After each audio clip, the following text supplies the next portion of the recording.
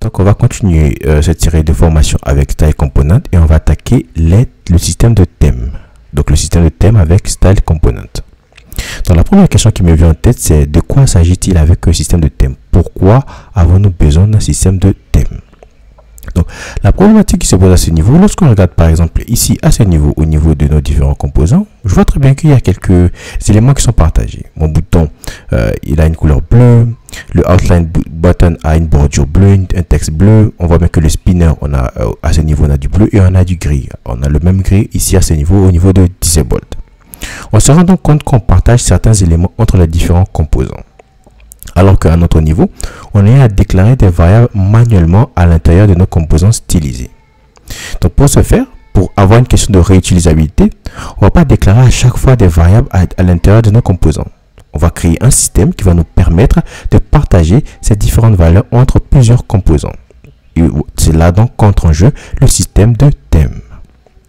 Donc, si vous posez la question, ok, on a compris le système de thème, mais de quoi s'agit-il? Un thème, c'est grosso modo un objet qui sera partagé entre les différents composants stylisés que nous avons.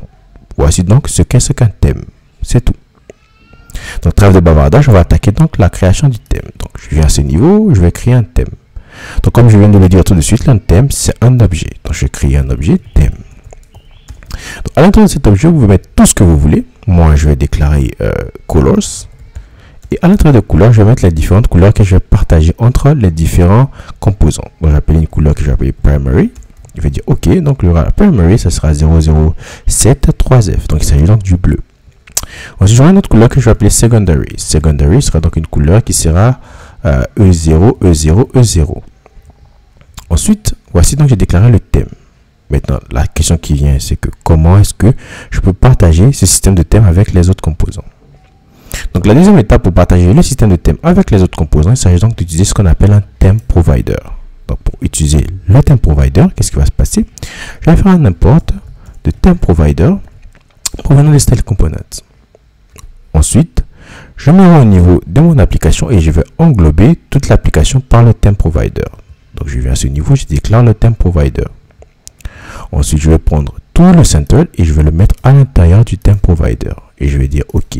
Pour le thème, tu vas prendre le thème que j'ai déclaré en amont. Et je vais bien sûr indenter pour avoir un visuel beaucoup meilleur. Voilà. Donc, lorsque je fais ceci, on voit bien que mon application continue de marcher à merveille, rien n'a changé. Par contre, lorsque je me rends par exemple au niveau du spinner.js, où je souhaiterais utiliser mon thème au lieu d'utiliser les variables à ce niveau, je vais venir à ce niveau où je vais voir les props. Je vais dire OK. Je vais passer la fonction qui va prendre les props et à l'intérieur de cette fonction, qu'est-ce que je vais faire? Je vais faire un console.log de props. Ensuite, j'enregistre et je vais à ce niveau, je vais faire un inspect. Donc, lorsque je vais au niveau de la console et je vais zoomer un tout petit peu, on voit très bien qu'ici, j'ai thème, object qui a thème et thème, j'ai colors. Dans le colors, vous voyez très bien que j'ai mon primary et que j'ai mon secondary. Donc, je vais à ce niveau, je vais fermer ici, je me rends ici et je vais dire OK. Donc, au lieu d'avoir les props, on va retourner le props.colors.theme.colors.primary. Donc, lorsque j'enregistre, on voit très bien que mon système continue de marcher à merveille. Pareil pour ici. Je copie tout ceci et je vais le rendre là. Donc, à ce niveau-là, je vais mettre props colors secondary. J'enregistre et on voit très bien que tout marche à merveille. Si par exemple, je vais mettre ici primary, tout allait devenir bleu. Donc, ici, je vais mettre secondary. Voici donc comment est-ce que marche le système de thème. Je passe le thème au niveau de mon app.js et cet objet est partagé au niveau de mes composants stylisés. Donc, si je me rends au niveau de mon bouton click me du outline button, je pourrai avoir les mêmes variables. Donc, histoire de faire un peu plus de déstructurer, si je veux mettre thème, je vais mettre colors.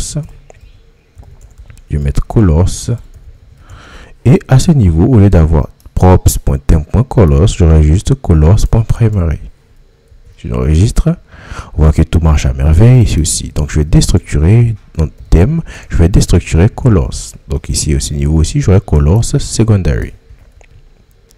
Voici donc le système de thème, comment le système de thème fonctionne avec Style Component. Je vais faire un petit récapitulatif. Un thème était donc un objet qu'on va partager entre tous nos composants stylisés afin de pouvoir réutiliser certaines valeurs. Donc, on va déclarer le thème comme un objet, on va le passer au thème provider, et dès qu'on le passe au thème provider, tant qu'il s'agit donc d'un objet utilisant style component, il aura donc au niveau des props le thème. Voici donc comment est-ce qu'on va utiliser le système de thème avec style component.